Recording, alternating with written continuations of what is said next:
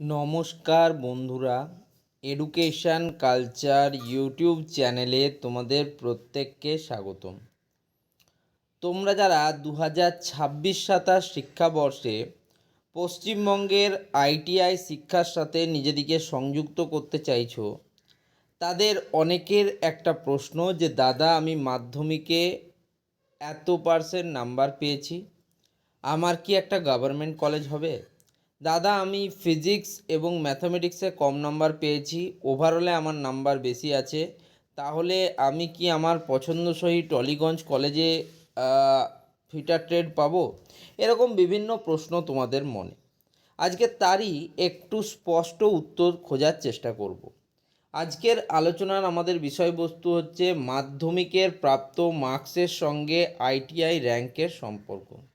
ওকে, পশ্চিমবঙ্গের আইটিআইয়ের যে ভর্তি নির্দেশিকা, যেটাকে ইনফরমেশন ব্রাউচার বলা হয় এবং তথ্যপঞ্জি থেকে এটা বানানো হয়েছে এই পিডিএফটা। পশ্চিমবঙ্গে আইটিআই বা ইন্ডাস্ট্রিয়াল ট্রেনিং ইনস্টিটিউট ভর্তির ক্ষেত্রে আমরা জানি যে দুটো স্তর রয়েছে বা দুটো গ্রুপ রয়েছে। একটাকে বলা হয় এম গ্রুপ, যেটা মাধ্যমিক স্তরে ভর্তির ক্ষেত্রে। একটাকে বলা হয় ই গ্রুপ, যেটা হচ্ছে ক্লাস 8 পাস স্টুডেন্টদের ভর্তির ক্ষেত্রে। তো এখানে আমি আলোচনা করব এম গ্রুপের। ওকে, তো মাধ্যমিক স্তরের ট্রেডগুলির জন্য আইটিআই র্যাঙ্ক সম্পূর্ণভাবে মাধ্যমিকে প্রাপ্ত নাম্বারের উপর নির্ভর করে। বুঝতে পারছো, মাধ্যমিকে প্রাপ্ত নাম্বারের উপর ভিত্তি করে তোমার আইটিআই র্যাঙ্কটা নির্ধারিত হবে। এর জন্য কোনো আলাদা তোমাকে প্রবেশিকা যে পরীক্ষা, এন্ট্রান্স এক্সাম নেওয়া হয় না। আইটিআইয়ের ক্ষেত্রে এক্সাম কোনো কালেই নেওয়া হয়নি। সরাসরি মাধ্যমিকের নাম্বারের উপর ভিত্তি করেই মেরিট লিস্ট বা র্যাঙ্ক কার্ড তৈরি করা হয়। পশ্চিমবঙ্গ কারিগরি ও বৃত্তিমূলক শিক্ষা এবং দক্ষতা উন্নয়ন পরিষদ, অর্থাৎ West Bengal state council of vocational training, rank নির্ধারণের জন্য একটি নির্দিষ্ট নিয়ম মেনে চলে। নিচের বিস্তারিত আলোচনা করা হলো। মেরিট স্কোর ও র্যাঙ্ক নির্ধারণের ফর্মুলা, যেটাকে 50-50 রুলসও বলা হয়। আইটিআইয়ের ফাইনাল মেরিট স্কোর শুধুমাত্র মাধ্যমিকের মোট নাম্বারের উপর নির্ভর করে না, এটি মূলত দুটি ভাগে হিসাব করা হয়। প্রথম 50% ওয়েটেজ হচ্ছে মাধ্যমিক পরীক্ষায় মোট প্রাপ্ত নম্বরের শতাংশের ওপর, যেটাকে ওভারঅল পার্সেন্টেজ বলা হয়। এবং 50% ওয়েটেজ থাকে মাধ্যমিকে গণিত বা ম্যাথামেটিক্স এবং ভৌত বিজ্ঞান বা ফিজিক্যাল সায়েন্সে প্রাপ্ত মার্কসের উপর। ওকে, সহজ কথা যদি বলি, আপনার মাধ্যমিকের মোট নাম্বার যদি কিছুটা কমও থাকে কিন্তু গণিত ও ভৌত বিজ্ঞানে ভালো নাম্বার থাকে, তবে আপনার আইটিআইয়ের যে মেরিট স্কোর এবং র্যাঙ্ক বেশ ভালো হওয়ার সম্ভাবনা থাকে। যদি টাই ব্রেকিং হয়ে যায়, দুজন স্টুডেন্ট যার মাধ্যমিকে ওভারঅল প্রাপ্ত নাম্বার এবং ফিজিক্যাল সায়েন্স এবং ম্যাথামেটিক্সের প্রাপ্ত নাম্বারের যেটা রয়েছে সেই দুটো হুবহু এক থাকে। কি বলছে, যদি দুই বা ততোধিক প্রার্থীর মোট মেরিট স্কোর হুবহু এক বা সমান হয়ে যায়, তবে র্যাঙ্ক নির্ধারণের জন্য নিচের বিষয়গুলো ক্রমানুসারে দেখা হয়। প্রথমত, গণিত এবং ভৌত বিজ্ঞানের সম্মিলিত নাম্বার দেখা হবে। যার এই দুটি বিষয়ে বেশি নাম্বার থাকবে সে ভালো র্যাঙ্ক করবে বা এগিয়ে থাকবে। দ্বিতীয়ত, যদি সেখানেও সমান নাম্বার থাকে তবে প্রার্থীর জন্ম তারিখ বা ডেট অফ বার্থ দেখা হবে। বয়সে যে বড় বা প্রবীণ তাকে অগ্রাধিকার দিয়ে ভালো র্যাঙ্ক দেওয়া হবে, এটা কিন্তু নিয়ম। 3. ট্রেড নির্বাচনের ক্ষেত্রে মাধ্যমিকের বিষয়ের ভূমিকা।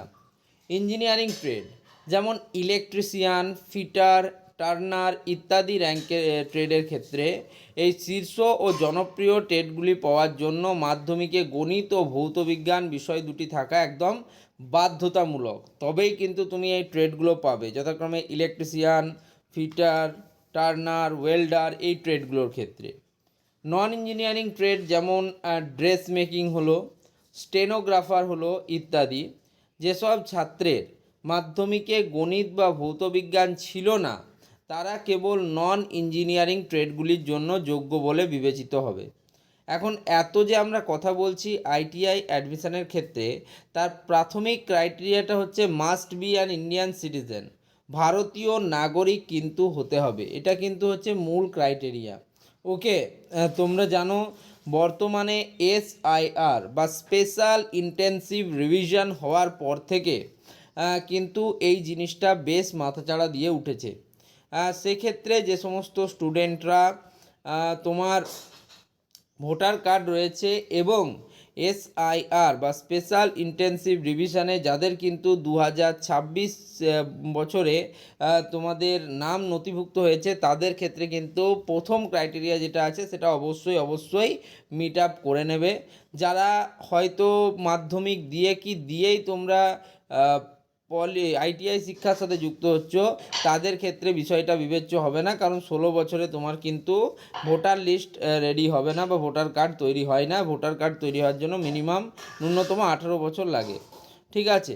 তো সেক্ষেত্রে তাদের ক্ষেত্রে বিষয়টা আলাদা হবে। সেক্ষেত্রে তোমার কিন্তু আধার কার্ড, প্যান কার্ড এবং বাকি যাবতীয় যে ডকুমেন্টেশন রয়েছে সেগুলো যেন তোমার সাথে থাকে, যেমন বার্থ সার্টিফিকেট হলো, কলেজের স্কুলের টিসি হলো, ঠিক আছে?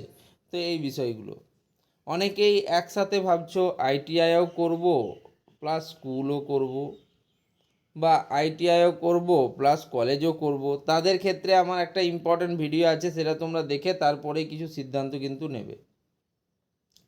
ওকে, সারসংক্ষেপ যদি আমরা বলি, এই যে আজকে আমরা যে বিষয়টা নিয়ে আলোচনা করলাম তার সারসংক্ষেপ, মাধ্যমিকে আপনার প্রাপ্ত যে নাম্বার রয়েছে, মাধ্যমিকে প্রাপ্ত নাম্বার যে রয়েছে, বিশেষ করে অঙ্ক ও ভৌত বিজ্ঞানে, ম্যাথামেটিক্স এবং ফিজিক্যাল সায়েন্সে যত বেশি হবে, মাধ্যমিকের ফিজিক্যাল সায়েন্স এবং ম্যাথামেটিক্সের প্রাপ্ত মার্কস তোমার যত বেশি হবে, আপনার আইটিআই র্যাঙ্ক তত কম অর্থাৎ ভালো হবে, তত ভালো কিন্তু তুমি আইটিআই র্যাঙ্ক তোমার কিন্তু পাবে তুমি।